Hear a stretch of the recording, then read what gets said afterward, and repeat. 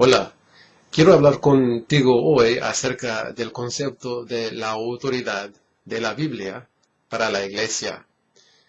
Es la verdad que todos tenemos una autoridad y para los cristianos, para la fe cristiana, nuestra autoridad es basada en la revelación de Dios. Por ejemplo, en 1 de Corintios, capítulo 2, versículo 5, Pablo escribió estas palabras.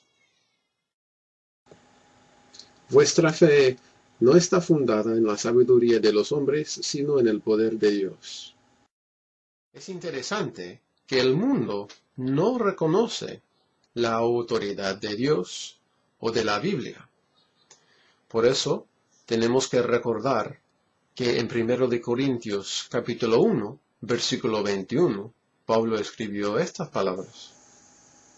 Pues ya que en la sabiduría de Dios, el mundo no conoció a Dios mediante la sabiduría, agradó a Dios salvar a los creyentes por la locura de la predicación. Ahora, para los cristianos, no tenemos opción aparte de tener la autoridad de Dios en la palabra de Dios. Nuestra autoridad última es la palabra de Dios. En 2 de Timoteo, capítulo 3, versículo 15 hasta 17, Pablo escribió estas palabras. Desde la niñez has sabido las sagradas escrituras, las cuales te puedan hacer sabio para la salvación por la fe que es en Cristo Jesús. Toda la escritura es inspirada por Dios y útil para enseñar, para redarguir, para corregir, para instruir en justicia, al fin de que el hombre de Dios sea perfecto y plenamente preparado para toda buena obra. De estas cosas hay ciertas implicaciones importantes para nosotros. Una de estas implicaciones es que las palabras de los hombres que no son inspiradas y las filosofías de los hombres no pueden ser parte de nuestra autoridad. Tenemos que rechazar estas ideas. La palabra de Dios dice en Jeremías capítulo 23, versículo 16, estas palabras. Así ha dicho Jehová de los ejércitos: no escuchéis las palabras de los profetas que os profetizan.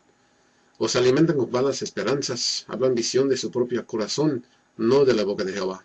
Otra implicación de esta enseñanza de la autoridad de la palabra de Dios es que las tradiciones de los hombres tampoco pueden tener autoridad para los cristianos. Eso es lo que Jesús dijo en Mateo 15, versículo 6. Has invalidado el mandamiento de Dios por vuestra tradición. Ahora, la pregunta para nosotros es esta. ¿Dónde está la palabra de Dios? Y encontramos la respuesta en el libro de Hebreos, capítulo 1, versículo 1 y 2. Dice este. Dios, habiendo hablado muchas veces y de muchas maneras en otro tiempo a los padres por los profetas, en estos postreros días nos ha hablado por el Hijo, a quien constituyó heredero de todo, y por quien asimismo hizo el universo. Entonces, ¿dónde encontramos la palabra de Dios? En los profetas, en el Antiguo Testamento. Por ejemplo, Jeremías, Ezequiel y otros, Isaías también. Y lo que escribieron, pero no solamente lo que escribieron, pero lo que hablaron. Es la verdad que no tenemos lo que hablaron, pero tenemos lo que escribieron, y son las escrituras en el Antiguo Testamento. También tenemos la expresión más gloriosa de la palabra de Dios, Jesucristo mismo. Él es la palabra de Dios. En Juan capítulo 1, versículo 1 nos dice que Él es la palabra que estaba con Dios y es Dios. También tenemos los apóstoles que escribieron las escrituras. Y eso es lo que Pablo dijo acerca de sus escrituras y lo que escribió él en 1 de Corintios 14, versículo 37.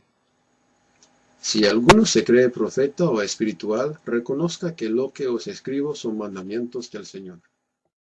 Cristo edifica a su iglesia sobre el fundamento de algo.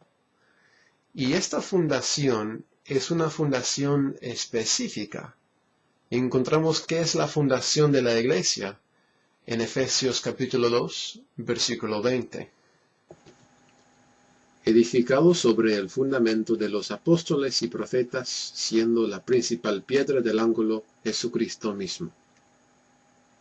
Por eso, la única autoridad para los cristianos, es decir, para la iglesia, es la palabra de Dios. Y la palabra de Dios, por definición, es la Biblia, el Antiguo Testamento y el Nuevo Testamento.